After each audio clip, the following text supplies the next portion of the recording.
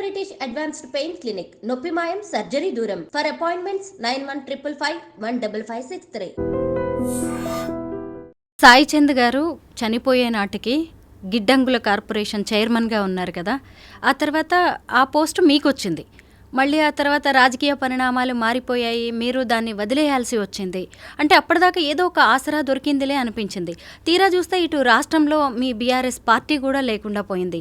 మళ్ళీ ఆయన వెళ్ళిపోవడం మీకు ఎంత పెద్ద షాకో, ఇవన్నీ కూడా మిమ్మల్ని చాలా ఇబ్బందులకు గురి చేసే విషయాలే. వీటిని ఎలా తట్టుకున్నారు? ఒకటి సాయి ఇన్సిడెంట్ తర్వాత చాలామంది నా దగ్గరకు వచ్చి రేపు సోర్స్ ఏంది అన్నట్టు మాట్లాడుతూ ఉన్నారు. చాలామంది చుట్టాలు కావచ్చు, ఇంకొకరు. నాకేమనిపించిందంటే ఆ సందర్భంలో అసలు బతికే లేదంటే వీళ్ళు సోర్స్ గురించి ఆలోచిస్తున్నారేంది అంటే నేనున్న సిచ్యువేషన్ వేరు, నేనున్న మైండ్ సెట్ వేరు. దాంట్లో నేను నెక్స్ట్ ఏందని ఆలోచించే పరిస్థితిలో లేను. కానీ వాళ్ళు అది కాదు కదా, వాళ్ళు లైఫ్లో కొన్ని చూసుంటారు, విన్నుంటారు.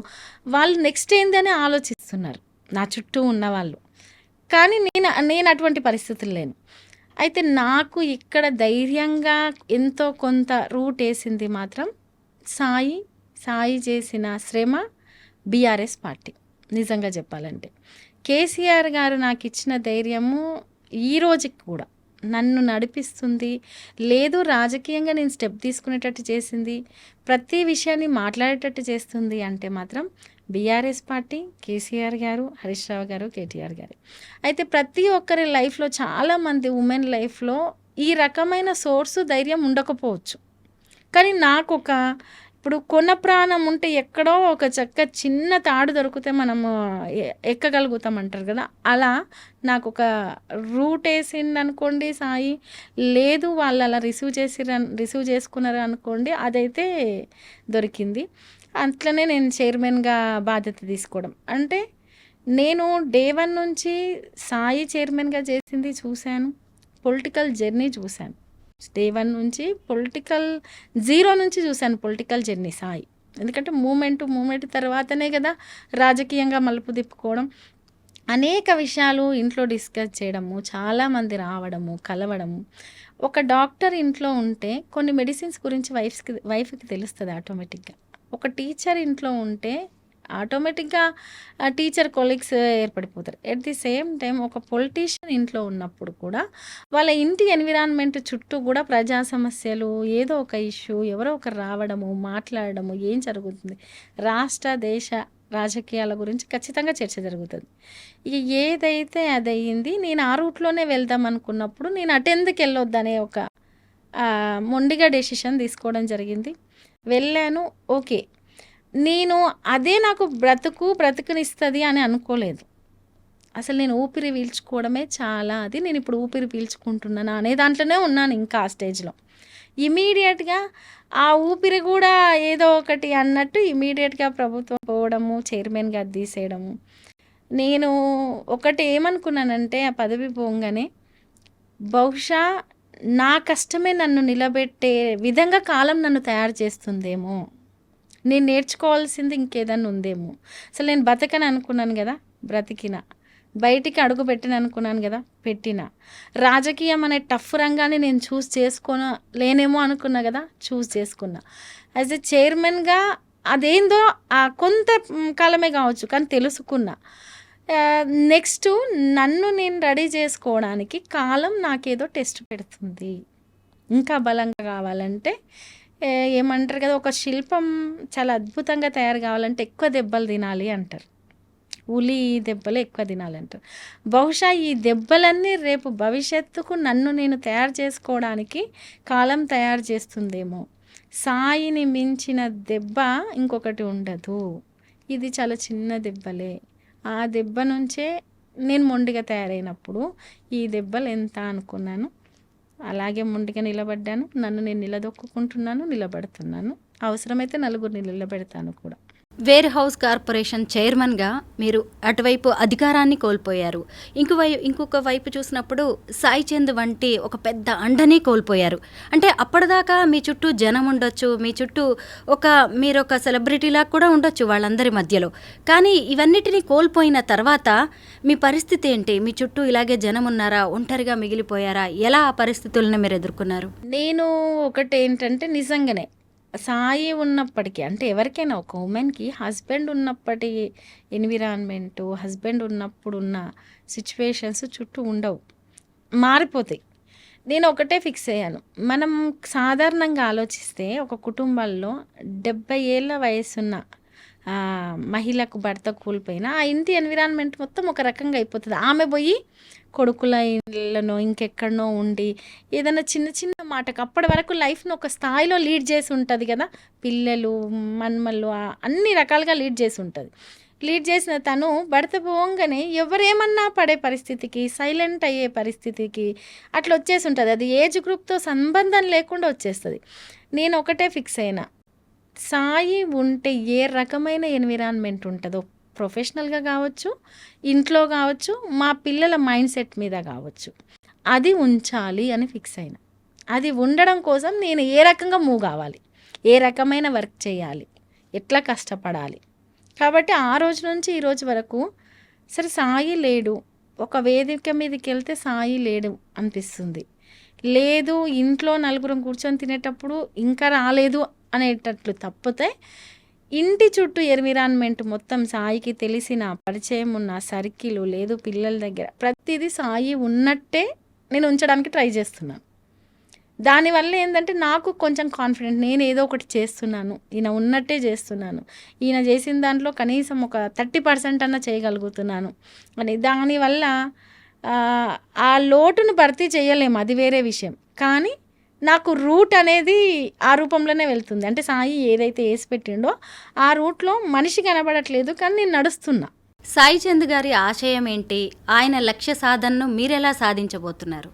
ఈరోజు కొత్తగా నేను చెప్పకపోయినా సొసైటీకి అందరికీ తెలుసు, సాయి ఉంటే ఇప్పటి వరకే అసెంబ్లీలో అడుగు పెట్టేవాళ్ళు లేదు, ఏదో ఒక ప్రజాప్రతినిధిగా మాత్రం ఖచ్చితంగా ఉండేవాడు. ఒక యంగ్, రేపు భవిష్యత్తుకు ఒక యంగ్ లీడర్గా మాత్రం ఒక మంచి, ముఖ్యంగా ఉమ్మడి పాలమూరు జిల్లాల్లో ఒక మంచి డైనమిక్ లీడర్గా మాత్రం ఉండేవాడు. నేను డే 1 రోజు బయటకు వచ్చినప్పటి నుంచి చెప్తున్నాను, ఒక కళాకారుడిగా సాయం చూశారు, ఒక చైర్మన్గా సాయం చూశారు. భవిష్యత్తులో ఇంకొక 10 ఏళ్ళు ఒక యంగ్ లీడర్గా ఉంటే సాయి ఎలా ఉండేవాడో కొంతమందికి మాత్రమే తెలుసు. అది నేను చేసి చూపిస్తాను, ఆ దిశగానే నేను వెళ్తున్నా అని చెప్పాను. ఖచ్చితంగా ఒక యంగ్ డైనమిక్ లీడర్గా సాయి ఎలా పనిచేసేవాడు అంటే చాలామంది అనుకోవచ్చు, ఎవరైనా చేస్తారు, పనిదేముందండి, అవకాశం వస్తే ఎవరైనా చేస్తారు. అవకాశాలు మనం ఎత్తుకుంటూ రావండి, అవకాశాలు మనం క్రియేట్ చేసుకోవాలి. అలాగే అనేక అవకాశాలను సాయి క్రియేట్ చేసుకుంటూ మెట్టు ఎక్కుకుంటూ వెళ్ళిండు. నాటే ఈజీ, తీసుకుపోయి ఎవరో అక్కడ కూర్చోబెట్టలేదు. అంత చిన్న ఏజ్లో కూడా అంత ఈజీగా కొన్ని ప్రాబ్లమ్స్ రావు, ఏదైనా అది వచ్చిందంటే కూడా చిన్న విషయం కాదు. కాబట్టి నేను ఆయన మెట్టు పేర్చుకుంటూ వెళ్ళిన దాన్ని రేపు నెక్స్ట్ జనరేషన్కి ఇంత అద్భుతంగా చేసి ఇక్కడ కుప్పకూలి పడిపోయింది అనే మాటను ఉంచదలుచుకోలే. అది తర్వాత నేను నిర్మించదలుచుకున్నా, ఖచ్చితంగా నిర్మిస్తా. పెద్ద ఎత్తున రాజకీయ రంగంలో, ఉమ్మడి పాలమూరు జిల్లాలో, నియోజకవర్గాల్లో ప్రజా సమస్యల మీద నా వంతు నేను ఎక్కడ సాధ్యమైతే అక్కడ, ఆ రోజు నుంచి ఈ రోజు వరకు ఇటు ఇంట్లో పిల్లల్ని చూసుకుంటూ, ఇక్కడ నేను క్లాసికల్ థియరీ క్లాసెస్ చెప్పుకుంటూ, ఒక బీఆర్ఎస్ పార్టీలో ఒక నాయకురాలుగా అనుకోండి, పోనీ ఎక్స్ చైర్మన్గా ఉంటూ నేను చేసే కార్యక్రమాలన్నీ నేను ప్రజాక్షేత్రంలో చేస్తూనే ఉన్నాను. మీరు వెల్ ఎడ్యుకేటెడ్, పీజీ చేశారు, క్లాసికల్ డాన్సర్. సాయి చంద్ గారు ఉన్నన్ని రోజులు ఆయన వెనకే ఉండిపోయారు, ఓ హోమ్ మేకర్గా ఉన్నారు, ఆయనకి అండగా ఉన్నారు, ఆయన అవసరాలన్నీ చూసుకుంటూ ఉన్నారు. ఒకేసారి ఆయన నిష్క్రమించడంతో ఇప్పుడు నెక్స్ట్ భవిష్యత్ ఏంటి, నేనేం చేయాలనే ఆలోచన వచ్చి ఉంటుంది కదా. చాలామంది ఇలాగే ఉంటారు, ఎందుకంటే వైఫ్, హస్బెండ్ జాబ్ చేస్తున్నాడు కదా, నేను ఇంట్లో ఉంటే చాలు, పిల్లల్ని చూసుకుంటే చాలు, ఆయన్ని చూసుకుంటే చాలు అనుకుంటారు. బట్ ఇలాంటి పరిస్థితిని ఎవరు ఎక్స్పెక్ట్ చేయరు. ఇప్పుడు మరి మీరు ఎలా మీ కాళ్ళ మీద మీరు నిలబడుతున్నారు ఆర్థికంగా? ఒకటండి, ఉమెన్ ఎలా ఉంటామంటే అండి, ఒక చిన్న కోటికెళ్ళి షాపింగ్ చేద్దామంటే కూడా మీరు వస్తారా అని అడుగుతాం. సహజం అది. అంటే మనకు తెలియక కాదు, వెళ్ళలేక కాదు, మన మనస్తత్వం అది అలా ఫిక్స్ అయిపోయింది అంతే. ఖచ్చితంగా ప్రతి ఒక్కటి చిన్న విషయం ఉన్న హస్బెండ్తో షేర్ చేసుకోకుండా ఉండము. ఈవెన్ చిన్న విషయం ఉన్న హస్బెండ్ని ఇన్వాల్వ్ చేయకుండా ఉండం. అందులోనూ ఒక హోమ్ మేకర్గా లేదు హౌస్ వైఫ్గా ఉండి కుటుంబాన్ని మాత్రమే చూసుకుంటున్న వాళ్ళు బయటి ప్రపంచంలో వెళ్ళి వేరే వర్క్ చేయడానికి మూవ్ అవ్వడం చాలా కష్టం, కొన్ని ఇయర్స్ వరకు అట్లా ఉన్నవాళ్ళు. అయితే నేను ఒకటేమనుకున్నానంటే, ఏదైనా ఒక అది ఉమెన్ కావచ్చు, మెన్ కావచ్చు, ఇప్పుడున్న సొసైటీలో ఫిజికల్గా చేసే వర్క్ కంటే మెంటల్గా నాలెడ్జ్ పరంగా చేసే వర్క్సే చాలా ఎక్కువగా ఉంటున్నాయి మన సొసైటీలో. అంటే ఉమెన్ ఎందుకు వెనకబడింది? ఫిజికల్గా కంపేర్ చేయడం వల్లనే వెనకబడ్డాం కదా. కాబట్టి అన్ని రంగాల్లో ఏదో ఒక దాంట్లో, ప్రతి ఒక్క దాంట్లో వాళ్ళ మార్క్ వేసుకుంటున్నప్పుడు నేనెందుకు వెళ్ళొద్దు, నేనెందుకు చేయొద్దు, ఇదెందుకు చేయొద్దు, దాన్ని ఎందుకు, ఇప్పుడు నాకు క్లాసికల్ ఫీల్డ్ టచ్ ఉంది, ఎందుకు స్టాప్ చేయాలి, ఎందుకు నాకు వీలైన క్లాసెస్ చెప్పొద్దు. ఇప్పుడు పొలిటికల్గా నాకు సాయి వల్ల నాకు కొంత నాలెడ్జ్ వచ్చింది, పోనీ సహజంగానే మనకు నాలెడ్జ్ ఉండదని కాదు, ఉంటుంది, ఆ ఫీల్డ్లో ఉన్నందుకు కొంత వచ్చింది, మనం ఎందుకు మూవ్ కావద్దు అనేది ఒకటి. రెండవది చాలా కష్టం అనిపిస్తుంది. ఈడ కూర్చొని మనం సింపుల్గా మైక్ల ముందు మాట్లాడుకున్నంత సులభంగా లైఫ్ ఉండదు, చాలా కష్టం. ఒక దగ్గరికి వెళ్తుంటే మనకి ఒక ఫ్రెండ్ ఉంటేనో కలిసి వెళ్తాం. ఒక అబ్బాయి అయినా సింగిల్గా పొమ్మనండి పోడు, వస్తావారా కలిసిపోదాం అని ఎవరికో ఒకరికి కాల్ చేస్తుంటాడు. సింగిల్ ఇప్పుడు అదే హస్బెండ్ లేకుండా ఉమెన్ తోడుకొకరిని కూడా అంత కంఫర్ట్గా రమ్మని పిలవలేదు. ఎవరి జీవితాలు వాళ్ళవి, నా అవసరం కోసం రమ్మంటున్నామనేమో అనుకుంటారేమో అని అట్లా అనేక రకాల ఇబ్బంది పడుతుంటుంది. లేదు ఫైనాన్షియల్గా ఎవరి మీద ఆధారపడ్డా ఎవరేమనుకుంటారో అన్న బాధ, భయము అన్నీ ఉంటాయి. అసలు ఆధారపడలేదు, చాలా చులకన అయిపోతుంది. కాబట్టి నేను ఒకటే ఫిక్స్ అయిపోయాను, నేను ఫైనాన్షియల్గా ఒకరి మీద ఆధారపడినంత వరకు నేను ఒకరికి సమాధానం చెప్పుకోవాల్సిన అవసరం లేదు. రెండవది, ఒకవేళ నేను ఒకరికి ఓదార్పునివ్వాలి, నేను మదర్ని, నేను ఒక స్టేజ్లో ఉన్నా, నేను యాజ్ ఎ మదర్ లాగా ఆలోచించాలి అంటే నా ముందు నేను అందరినీ చిన్నపిల్లలానే చూడాలి. నాకు ఒకరి నుంచి ఓదార్పు అవసరం లేదు, ఒకరి నుంచి జాలి అవసరం లేదు, ఒకరి నుంచి కరుణ అవసరం లేదు, ఒకరి నుంచి ఇంకేదో అవసరం లేదు. నేనే అవసరమైతే నాకంటే కింది వాళ్ళకు, నాకంటే పిల్లలకి నేను ఒక పెద్దలా ఆలోచించి వాళ్ళకి ఏదైనా ఇద్దాం, సాయం చేద్దాం, ఓదార్పు ఇద్దాం, ఇంకేదైనా చేద్దాం. కాబట్టి నేనేది ఎక్కడి నుంచి ఎక్స్పెక్ట్ చేయట్లేదు, నేను నిలబడాలనుకుంటున్నాను, అవసరమైతే నేనే ఒకరికి ఇద్దామనుకుంటున్నాను. అటువంటప్పుడు నన్ను నేను ఇంతకు ముందున్న మైండ్ సెట్కు డిఫరెంట్గా తయారు చేసుకోవాలంటే ఏం చేయాలి? ఫస్ట్ నేను ఖాళీగా ఉండొద్దు అంటే పనిలో ఉండాలి. పోనీ పని లేదంటే పనిని క్రియేట్ చేసుకోవాలి. ఒకవేళ అప్పటికీ లేకపోతే చదవాలి, సాధ్యమైతే బుక్స్ ముందలేసుకోవాలి, తెలియంది తెలుసుకోవాలి. అలా నన్ను నేను కొత్తగా తీర్చిదిద్దుకునే పనిలో పడ్డాను, అదే చేస్తున్నాను. రజనీ గారు, ఓ మహిళని సమాజం భర్త ఉన్నప్పుడు చూసే విధానం ఒక రకంగా ఉంటుంది, ఆయన లేనప్పుడు చూసే విధానం ఒక రకంగా ఉంటుంది. మనం ఎవరితోనైనా మాట్లాడినా, ఏ అవసరానికి లిఫ్ట్ అడిగినా కానీ, లేదంటే మన ఇంటికి ఓ వ్యక్తి వచ్చి వెళ్ళినా కానీ సొసైటీ చూసే చూపుల్లో చాలా తేడా ఉంటుంది. ఇలాంటి వాటిని మీరు ఎప్పుడైనా ఇబ్బందులు ఫేస్ చేశారా? ఎలా వీటన్నిటిని ఎదుర్కొంటున్నారు? ఈ రోజు వరకైతే నేను ఫేస్ చేయలేదండి. ఎందుకంటే నేను ఇంతకుముందు కూడా చెప్పాను, మనం ఆర్థికంగా ఒకరి మీద ఆధారపడే అసహనంలోకి నెట్టివేయబడితే ఖచ్చితంగా మనం ప్రతి ఒక్కరికి చులకనవుతాం. రెండవది, నిన్ను నువ్వు ఎలా కాపాడుకుంటావు అనేది నీ చేతుల్లో ఉంది అనేది నేను నమ్ముతా. ఏ ఉమెన్కైనా 50% కంటే ఎక్కువ తనని తను ఎలా కాపాడుకుంటుంది అనేది తన చేతుల్లో ఉంటుంది అనేది నమ్ముతా. కాబట్టి నా బిహేవింగ్, నా నడవడిక అనేది సాధ్యమైనంత వరకు ఒకరు వేలెత్తి చూపకుండా ఉండే విధంగానే నేను ఉంటా. ఒకవేళ వన్స్ అవతల వ్యక్తి వేలెత్తి చూపిండు అంటే అది వాడి బుద్ధిని నేను మార్చలేను కదా.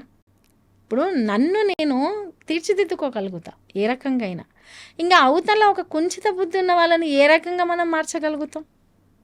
వాళ్ళ గురించి ఆలోచిస్తూ మనం ఆగిపోతే అక్కడే మనం ఆగిపోతాం. మూడవది, వన్స్ నిజంగానే ఇక్కడ అనేవాళ్ళు ఎవరు లేరు కాబట్టి ఈ ఉమెన్ని అంటే హస్బెండో ఇంకెవరో తోడు లేని ఉమెన్ అంటే తిరిగి అనేవాళ్ళు ఎవరు లేరు అన్న ఒక భయం ఉండదు కాబట్టి కూడా ఎట్లా అంటే అట్లా మాట్లాడతారు. ఆ ధైర్యం కూడా నువ్వే కావాలి, ఒక ఇద్దరి ధైర్యము నువ్వే కావాలి. నేను అదే ఫిక్స్ అయ్యాను. ఇప్పుడు ఇక్కడ నేనే సాయి, నేనే రజని. నన్ను ఎవరన్నా ఏమంటే సాయి ఎట్లా రియాక్ట్ అవుతాడో నేను అట్లే రియాక్ట్ కావాలి. నన్ను ఏమన్నా అనకుండా చూసుకోవాల్సిన బాధ్యత కూడా నాదే. ఎందుకంటే నా హస్బెండ్ ఉంటే వైఫ్ అలా నువ్వు ఇలా ఉంటే అలా అంటురని నాకు కొన్ని జాగ్రత్తలు చెప్తాడు. అంతే కదా, సహజంగా ఇలా ఉంటే బాగుంటుంది, ఇలా మాట్లాడితే బాగుంటుంది, ఇలా నడుచుకుంటే బాగుంటుంది. ఒక ఏజ్లో తల్లిదండ్రులు మనకు కొన్ని చెప్తారు, ఆ తర్వాత హస్బెండ్ కూడా కొన్ని చెప్తాడు. ఈవెన్ మనం కూడా హస్బెండ్ కొన్ని చెప్తాం, మంచి అయినా రిసీవ్ చేసుకుంటాం. మనకు చాలా ఇబ్బందిగా అనిపిస్తే లేదు ఇవి నచ్చట్లేదు అని చెప్తాం. అట్ ది సేమ్ టైం నేను ఆ పని చేస్తుంటే నా హస్బెండ్ ఆ పనిలో నన్ను ఎలా చూస్తుండే, నేను మంచిగానే బాధ్యతగానే ఉంటున్నానా, లేదు ఏమన్నా పిచ్చిగా ప్రవర్తిస్తున్నానా ఏంది అనేది నన్ను నేనే ఒకసారి రెక్టిఫై చేసుకుంటా. కాకపోతే సొసైటీలో మాత్రం అనేవాళ్ళు ఎప్పుడైనా ఉంటారు, అది ఎక్కడైనా ఉంటారు. మ్యారేజ్ అయిన వాళ్ళను అంటారు, అనని వాళ్ళని అంటున్నారు, ఇప్పుడు చిన్న పిల్లల్ని అంటున్నారు. ఒక చిన్న మంచి మోటివేషనల్ వీడియో పెట్టినా కూడా అంటున్నారు కింద కామెంట్స్. కాబట్టి ఆ టైప్ ఆఫ్ మైండ్ సెట్ అనేది క్రియేట్ అయిపోయింది. వాళ్ళ గురించి ఆలోచిస్తూ మీరు ఆగిపోవద్దు అనేది నేను. అలా అని ఎవరేమన్నానని మా ఇష్టం వచ్చింది చేసుకుంటాము అని అంటే మనకు బాధ్యత ఉండాలి. బాధ్యత గల వ్యక్తులుగా బయటకు వచ్చినాం కాబట్టి ఇష్టం వచ్చింది చేసే అదిగా ప్రవర్తించడం నేను ఏ రోజు ప్రవర్తించలేదు, నేనైతే అలా ప్రవర్తించను.